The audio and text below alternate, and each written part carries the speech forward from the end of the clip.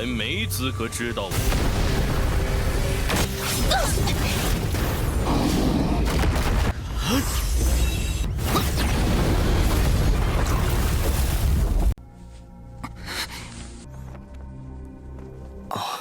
得罪了。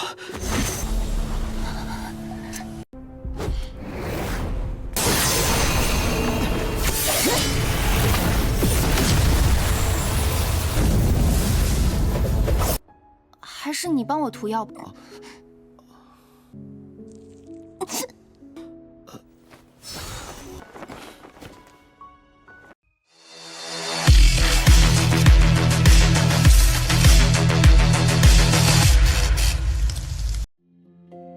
Halo semua, selamat datang di Ruang Sinema. Bagaimana kabar kalian semua? Semoga selalu sehat dan baik-baik saja. Pada hari ini kita akan kembali melanjutkan series Donghua baru yang berjudul The Frozen Alchemist God, yang mana ini adalah episode yang ke-9-nya. Tanpa berlama-lama, langsung saja kita mulai alur ceritanya. Kembali kepada Shen Xiang yang terus masuk ke dalam hutan terlarang, hingga dia pun berhenti karena meyakini sudah lepas dari pengejaran. Sumayu pun keluar dan dia itu dapat merasakan aura jahat yang begitu pekat dari tempat ini. Sepertinya monster bisa saja muncul di mana-mana. Shen Xiang tahu ini merupakan sebuah masalah, jadi dia berencana untuk memutar kembali demi memastikan keselamatan ayahnya. Tapi Sumayu menghentikannya karena di saat dia bertemu dengan dua orang lainnya, maka dia pasti akan meninggoy. Lebih baik dia itu fokus dalam menyembuhkan diri dulu.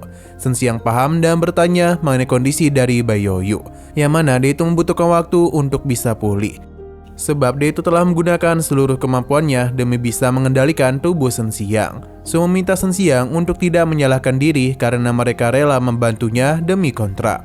Sesaat kemudian sebuah getaran pun dirasakan, di mana ini membuat mereka cukup panik, terlebih lagi sebuah serangan langsung tertuju kepadanya.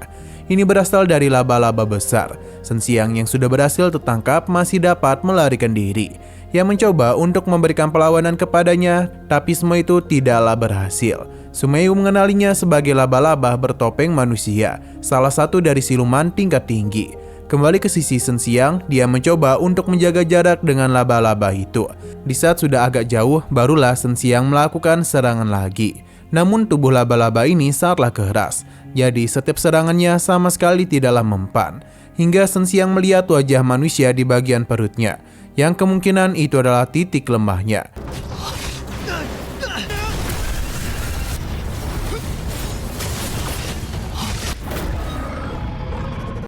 Shen Xiang akan mencoba melakukan penyerangan ke area perut laba-laba itu. Pergerakan cepat telah dia lakukan, di mana ini semua demi bisa mencari celah untuk bisa mengalahkannya. Pergerakan yang Shen Xiang lakukan tentu saja membuat laba-laba itu menjadi bingung. Hingga akhirnya Shen Xiang berhasil melukai laba-laba tersebut. Namun dia agak sedikit lengah yang mengakibatkan laba-laba ini berhasil melukainya. Melihat hal itu tentu saja membuat Sumayu menjadi sangat khawatir. Tapi semua ini adalah rencana dari Shen Xiang agar bisa mengarahkan Lei Long Wangjun ke arah perut laba-laba itu. Karena bagaimanapun serangannya harus dia pastikan mengenai bagian perut laba-laba itu. Dengan kekuatan dari naga petirlah laba-laba ini berhasil dirinya kalahkan. Sumayu tidak menduga Shen Xiang akan mengambil risiko untuk bisa melakukan penyerangan. Shen Xiang tahu betul betapa pintarnya laba-laba itu, jadi dia sedikit menipunya. Namun ada sebuah cairan yang keluar dari laba-laba itu yang membuat suasana di sana menjadi agak aneh. Terlebih lagi kabut merah juga tiba-tiba saja muncul, diikuti dengan suara seorang pria. Shen Xiang penasaran apakah itu, hingga dia pun dikejutkan oleh roh kebencian, yang merupakan jiwa yang ditinggalkan oleh orang yang mati karena dendam. Semua ini karena darah laba-laba itu membuat roh kebencian terpancing keluar dari bawah tanah. Roh kebencian dalam jumlah yang begitu banyak langsung melakukan penyerangan. Shen Xiang memang berhasil mengalahkan mereka, namun seiring berjalan waktu, jumlah roh kebencian teruslah bertambah, yang seakan-akan itu tidak ada habisnya. Tidak itu saja, namun aura jahat dari tempat ini juga terus meningkat. Yang bisa mereka lakukan hanyalah lari saja.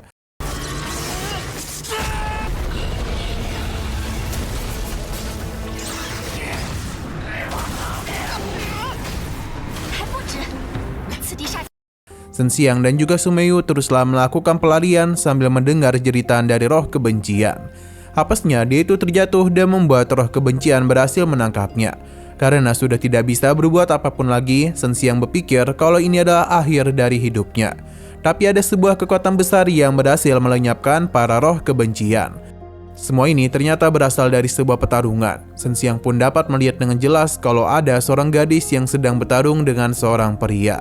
Dalam pertarungan itu, gadis cantik ini menggunakan kekuatan besar bernama Duan Muyi. Dalam pertarungan ini, gadis cantik yang mengeluarkan kekuatan besar itu bernama Duan Muyi. Shen Xiang tidak tahu siapakah mereka. Kembali ke dalam pertarungan, di mana penyerangan kembali diberikan oleh pria itu. Hanya saja gadis ini masihlah dapat menahan beberapa serangan yang dia lontarkan. Hingga serangan lanjutan yang pria ini lakukan telah berhasil membuatnya terjatuh. Melihat hal itu, Shen Xiang pun segera menghampirinya untuk bisa melihat apakah gadis itu baik-baik saja. Meskipun menerima serangan langsung, untungnya Duan Muyi masihlah selamat. Tapi terlihat dengan jelas kalau kondisinya itu tak baik-baik saja. Ia penasaran siapakah pria itu. Bagi Xiang, dengan kemampuannya saat ini, dia itu tidaklah berhak tahu siapakah dirinya. Sumayu tentu saja mengenalinya karena Xiang adalah salah satu utusan yang mengejarnya. Ia pun meminta Shen Xiang untuk pergi karena jika dia sampai merasakan nadi yin dan yang di dalam tubuhnya, maka dia itu pasti akan mengincarnya. Sebenarnya Shen Xiang sempat ragu karena tidak ingin meninggalkan gadis itu. Terlebih lagi dia itu bingung siapakah pria barusan. Shen Xiang juga penasaran mengapakah wanita tadi memiliki dua kekuatan sihir es dan api secara bersamaan. Sumayu merasa kalau dia itu memiliki nadi langit api es, yang sepertinya Xiang telah salah mengira kalau nadi roh dia berasal dari dirinya dengan baik. Shen Xiang merasa harus membantunya karena ini juga adalah kesalahan mereka. Karena dengan kekuatan Shen Xiang saat ini, dia tidaklah mungkin bisa mengalahkan Xiang. Terlebih lagi, dia merupakan salah satu orang terkuat di dalam alam nirwana. Xiang Jian di dunia Panawu akan membuat kultivasi dia ditekan ke puncak alam nirwana. Tapi ini masihlah sulit untuk bisa mereka kalahkan. Shen Xiang hanya bisa berharap gadis itu baik-baik saja.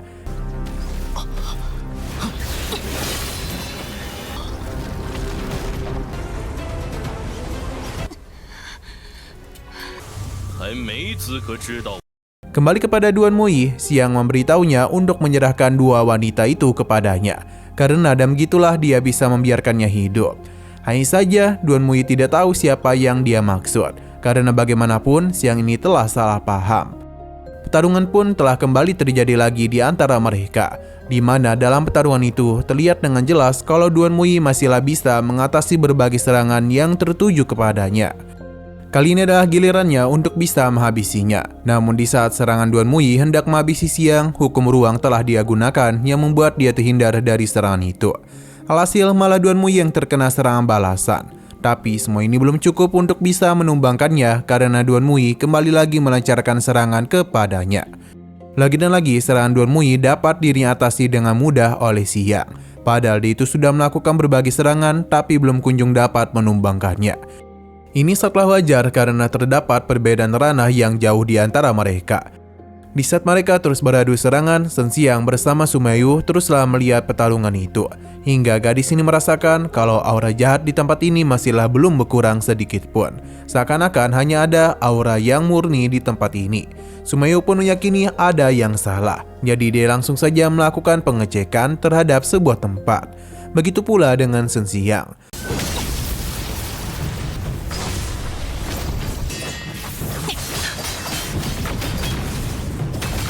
Meskipun roh kebencian adalah kekuatan yin, tapi jika ingin berkumpul maka harus menggunakan energi yang murni.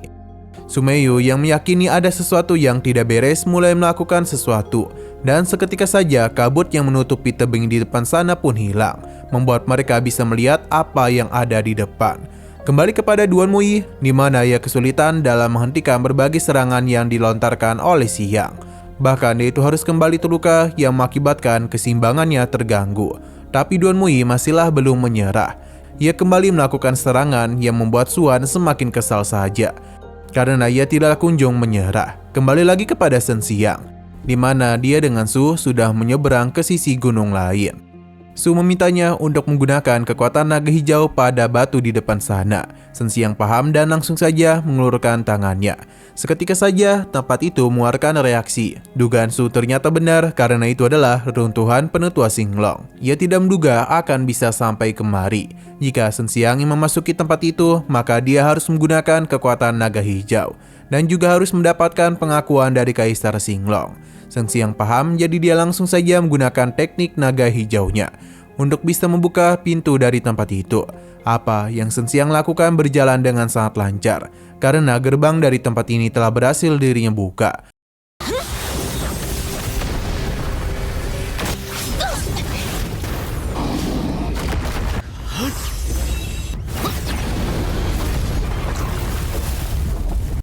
Hanya saja, Shen Xiang kembali memikirkan kondisi Duan Muyi, karena bagaimanapun merekalah penyebab mengapa Duan Muyi diserang. Kembali ke sisi Duan Muyi, di mana Xiang memintanya untuk menuruti perkataannya. Tapi sejak awal Duan Muyi sudah memberitahu kalau dia tidak pernah tahu apa yang dia maksud. Alhasil Xiang memiliki niatan untuk menghancurkan urat dan nadinya, dan begitulah ia bisa menyiksanya secara perlahan-lahan. Duan Muyi langsung saja menggunakan teknik pedang ke-9, di mana itu adalah teknik pedang api dan es. Kekuatan yang begitu besar telah dirinya keluarkan dan langsung saja menghantam pertahanan yang dibentuk oleh Xiang. Ia sama sekali tidak menduga dan apa yang terjadi, karena ia kesulitan dalam menahan serangan tersebut. Meskipun dirinya dibuat terpental, tapi Xiang itu masihlah bisa memberikan serangan kepadanya, yang membuat Duan Muyi tidak dapat pergi kemana-mana. Atas apa yang telah dia lakukan kepadanya, tentu saja membuat Xiang marah besar. Sedangkan Shen Xiang sempat bingung harus berbuat apa, hingga dia pun segera menghampiri gadis itu untuk bisa membawanya pergi memasuki Gua Xinglong. Sedangkan Xiang tengah melakukan pergerakan cepat untuk bisa mengarah kepada gadis ini. Namun dia tidaklah kunjung menemukan di mana dia berada, karena hanya ada jejak darah saja. Ia mencoba mencari ke sana kemari, tapi untung saja persembunyian Shen Xiang tidaklah diketahui.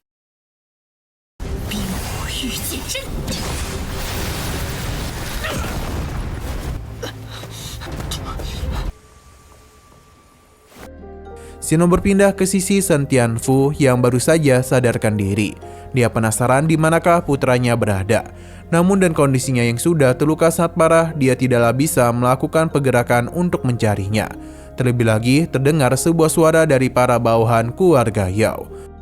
Posisinya pun sudah diketahui oleh para penjaga karena ada darahnya di sini. Ternyata Shen Tianfu bersembunyi di atas tempat penjaga itu. Untuk sejauh ini posisinya masihlah aman-aman saja, setidaknya sampai minggu depan. Shen Xiang telah berhasil menyelamatkan Duan Muyi dari kejaran Xiang. Sumayu merasa Shen Xiang ini sangatlah bersemangat yang tentu membuatnya merasa malu. Sumayu mencoba untuk melakukan pemeriksaan pada gadis ini, namun dia harus membuka bajunya terlebih dahulu, yang membuat Shen Xiang langsung membalikan badannya. Terlihat kalau tubuh Duan Muyi dipenuhi oleh banyak luka. Berkat adanya Sumayu di sini, jadi dia bisa dengan mudah mengobati luka yang telah dia terima. Terlihat juga kalau perlahan Duan Muyi agak mulai sadar. Sumayu pun meminta Shen Xiang untuk menggunakan energi kayunya, karena dengan begitulah dia bisa membuatnya tenang. Meskipun agak malu, tapi Shen Xiang mencoba untuk memberanikan dirinya. Terlihat kalau Sumayu terus menggodanya, hingga akhirnya Shen Xiang pun mengalirkan kekuatannya. Berkat inilah Duan Muyi bisa menjadi lebih tenang dan tidak sadarkan diri. 他是因为我们才伤成这样。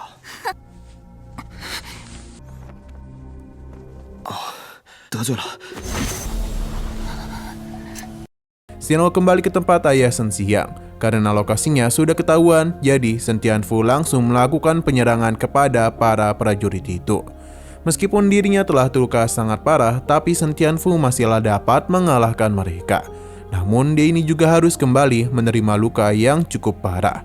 Walaupun begitu, Shen Tianfu akan kembali mencari keberadaan putranya. Xin kembali kepada Shen Xiang, di mana akhirnya Duan Muyi telah selesai diobati.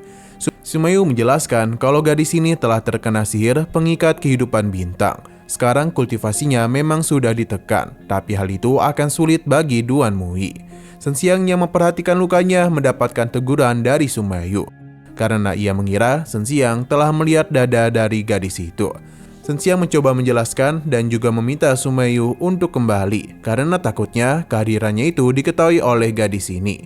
Tapi Sumeyu malah berpikir kalau Shen Xiang ingin memanfaatkan kesempatan itu. Sesaat kemudian Duan Muyi pun mulai sadarkan diri. Tapi di saat Shen Xiang hendak memastikan kondisinya, Duan Muyi menjadi sangat panik. Ia langsung mengacungkan pedangnya. Terlebih lagi bajunya ini sudah terlepas. Shen Xiang mencoba menjelaskan, tapi ia tidak bisa memberitahu kalau yang membantunya merupakan Sumeyu. Jadi Shen Xiang harus mengakui kalau dialah yang membuka bajunya. Namun semua itu dia lakukan untuk membantunya. Bahkan Shen Xiang juga telah memberikannya aura spiritual. Duan Muyi memang merasakan adanya aura kayu, tapi dia masihlah belum bisa menerima bajunya yang dilepaskan. Shen Xiang beralasan kalau itu semua dia lakukan untuk memastikan apakah lukanya sudah tertutup atau belum. Untung saja Duan Muyi bisa percaya, tapi ia memberikan ancaman untuk memotong kedua tangannya jika Shen Xiang berani berbohong. Pedangnya pun telah dia tarik kembali, tapi dia itu tidak suka jika Shen Xiang terus menatap dirinya. Shen Xiang yang agak kesal memberitahu kalau ini merupakan peninggalan penutua Xinglong. Alasannya bisa menemukan tempat ini merupakan ketidaksengajaan. Duan Muyi mempersilakannya untuk membalikan tubuh, tapi Shen Xiang tidak ingin hingga dia pun melihat Duan Muyi yang mulai melakukan penjelajahan pada tempat ini. Duan Muyi yakin kalau Shen Xiang telah melihat pertarungannya dengan Xiang. Shen Xiang membenarkan hal itu, tapi Xiang tidaklah melihat mereka yang masuk kemari. Sepertinya ada sesuatu yang ingin Duan Muyi katakan, tapi dia cukup sulit untuk mengatakan hal tersebut. Hingga akhirnya Duan Muyi bersama Shen Xiang pun mencapai ujung dari tempat ini. Untuk tahu apa yang berada di dalam danau itu, mereka harus masuk lebih dalam. Jadi Duan Muyi langsung berkunjung, sedangkan Shen Xiang akan menyusul. Ia harus segera keluar dari tempat ini supaya bisa menemukan ayahnya. 你若说了半点假，想检查一下他消失了吗？转过来吧。 Shen Xiang dan Duan Muyi terus masuk ke dalam danau itu dan melihat sesuatu. Tapi tiba-tiba saja tempat ini mulai berubah, karena mereka malah jatuh dari air tersebut dan tiba di sebuah kota. Untung saja Duan Muyi menyelamatkan Shen Xiang. Mereka tidaklah pernah menduga kalau di danau ini terdapat reruntuhan kota yang sangat besar. Rasa penasaran untuk menjelajahi tempat ini langsung mereka rasakan. Tanpa berlama-lama lagi, mereka langsung memasuki sebuah kastil yang begitu besar. Perjalanan dipimpin oleh Duan Muyi. Meskipun dia tidak tahu mengenai labirin ini, namun dia yakin jika terus berjalan maka mereka pasti bisa menemukan sesuatu. Shen Xiang hanya bisa terus mengikutinya saja tanpa tahu harus berbuat apa. Namun di sepanjang perjalanan itu, Duan Muyi malah membawa mereka kembali ke jalan sebelumnya, yang tentu membuat gadis ini agak malu. Ia balasan kalau dia akan membuat sebuah tanda agar dia tidak membawa mereka ke jalan yang sama. Shen Xiang paham dan mereka pun kembali melakukan perjalanan. Tapi hasilnya tetap sama, mereka pun kembali lagi. Yang berarti Duan Muyi telah salah jalan. Ia mulai yakin kalau rute labirin itu akan berubah setiap beberapa waktu. Bahkan ini juga mulai mengecil. Apa yang dikatakan oleh Duan Muyi memang benar adanya. Mereka harus segera keluar dari tempat ini. Shen Xiang teruslah berpikir dan mencoba keluar untuk melakukan pemeriksaan kepada air di atas sana. Tapi terdapat sebuah penghalang yang menyebabkan mereka tak bisa menggunakannya. Sebenarnya Shen Xiang yang menggunakan media air untuk mencari jalan keluar dari labirin. Awalnya Duan Muyi meremehkan Shen Xiang, tapi setelah mendengar ceritanya, ia pun berpikir kalau Shen Xiang cukup pintar. Duan Muyi langsung saja melakukan penyerangan terhadap penghalang yang ada di danau. Serangan yang dilakukan oleh Duan Muyi tidaklah sembarangan karena dua elemen langsung saja dia keluarkan.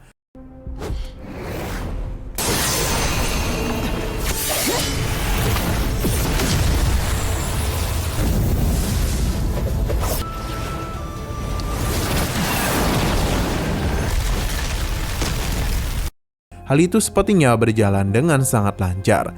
Pasalnya, perlahan-lahan namun pasti penghalang tersebut mulai retak. Hingga akhirnya ini pun pecah dan membuat air danau mulai masuk ke dalam reruntuhan itu. Shen Xiang mencoba untuk berpegangan kepada Duan Muyi. Shen Xiang langsung saja memeluk Duan Muyi untuk bisa bertahan. Tapi hal itu tidak bisa bertahan terlalu lama karena air yang masuk kemari telah membawa mereka masuk lebih dalam ke labirin. telah membawa mereka masuk lagi ke dalam labirin. Shen Xiang sempat melindungi Duan Mui, di mana hal itu hampir saja membahayakan nyawanya. Untung saja Shen Xiang masihlah selamat dan mereka terus berusaha untuk menstabilkan tubuh. Karena dan begitulah mereka bisa berenang dengan baik. Terlebih lagi terdapat bebatuan yang bisa saja membahayakan nyawa mereka. Pada akhirnya rencana Shen Xiang berjalan dengan sangat lancar. Mereka berdua berhasil menemukan jalan keluar dari tempat ini. Shen Xiang berusaha sekeras mungkin untuk bisa menahan labirin yang hendak tertutup. Sedangkan Duan Mui mencoba menahan air yang begitu deras. Tapi sayang sekali Duan Mui harus terluka oleh kekuatannya sendiri. Untung saja di detik-detik terakhir Shen Xiang dan cepat melakukan penyelamatan kepada Duan Mui. Dan begitulah mereka berhasil keluar dari labirin.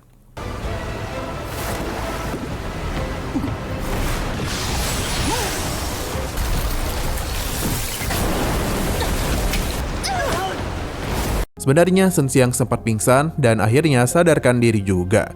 Duan Mui memintanya untuk menyingkir dari tubuhnya karena dia tengah berada di atasnya. Shen Xiang sempat terdiam karena terpesona oleh kecantikan Duan Mui. Ia pun meminta maaf atas ketidaksopanannya. Tapi Duan Mui tidaklah mempermasalahkan hal itu. Perjalanan akan kembali mereka lakukan demi mencari jalan keluar.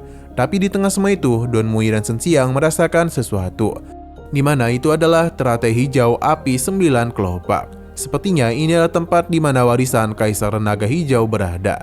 Tapi di sini Shen Xiang mengkhawatirkan luka Duan Mui yang sepertinya kembali terbuka. Ia menenangkan Shen Xiang karena dia dapat memulihkan diri. Shen Xiang segera membalikkan badannya karena tidak ingin melihat tubuh indah dari Duan Mui. Hanya saja Duan Mui itu kesulitan untuk mengoleskan luka di punggungnya. Jadi dia meminta bantuan kepada Shen Xiang. Wah, tentu saja Shen Xiang mau karena kapan lagi kesempatan ini datang kepadanya. Dengan agak malu-malu tapi mau, Shen Xiang mulai membantunya. Tidak lupa Shen Xiang memperkenalkan namanya dan juga menanyakan siapakah nama gadis ini. Duan Mui pun memperkenalkan namanya, tapi dia itu merasa kesakitan setiap Shen Xiang menyentuh lukanya. Walaupun begitu, dia memintanya untuk tetap lanjut. Terdapat banyak pertanyaan di dalam diri Shen Xiang mengenai luka-luka yang diterima olehnya. Shen Xiang juga memberikan baju ganti kepadanya. Duan Mui pun melepaskan semua pakaiannya.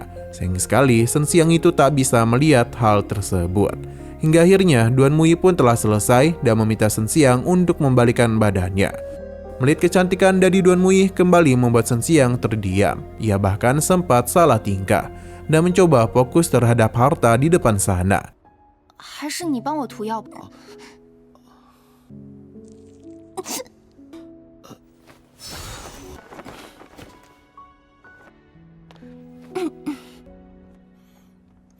Tapi tanpa mereka ketahui, ternyata harta ini dijaga oleh seorang penghuni. Di saat Shen Xiang dan Duan Mui hendak melakukan pergerakan, sosok monster naga muncul dan langsung melakukan penyerangan kepada mereka. Untungnya Duan Mui bisa bergerak dengan cepat untuk bisa melindungi diri mereka. Ini merupakan piton naga. Kemungkinan makhluk itu telah ditahan oleh Kaisar Naga Hijau. Dan di saat mereka memasuki labirin, membuat segel tersebut terhancur. Dan di saat mereka memasuki labirin, membuat segel itu terbuka. Jadi karena itulah piton naga berhasil terbebas. Duan Mui memintanya untuk menjauh karena bagaimanapun piton naga bukanlah tandingannya. Meskipun begitu, Shen Xiang tidak niatan untuk pergi. Karena di saat Duan Mui tertekan, Shen Xiang bergegas memberikan perlindungan kepadanya. Di sini Shen Xiang mengalami sebuah penglihatan, tapi dia itu masihlah belum tahu apakah itu. Sedangkan Duan Mui memberikan bantuan agar bisa membuat piton naga termundur. Sepertinya untuk sekarang mereka masihlah selamat. Mungkin hingga minggu depan. Pasalnya episode pada hari ini harus bersambung dulu.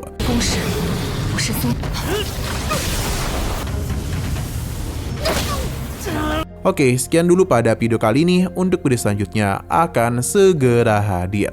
Jadi bagi kalian yang ingin mengikuti series ini, langsung saja klik subscribe dan aktifkan loncengnya. Terima kasih yang sudah menonton video sampai habis. Jika kalian suka pada video ini, klik like dan share ke teman-teman kalian tentang channel ini. Dan ditunggu aja kelanjutannya. Oke, sampai jumpa di video selanjutnya.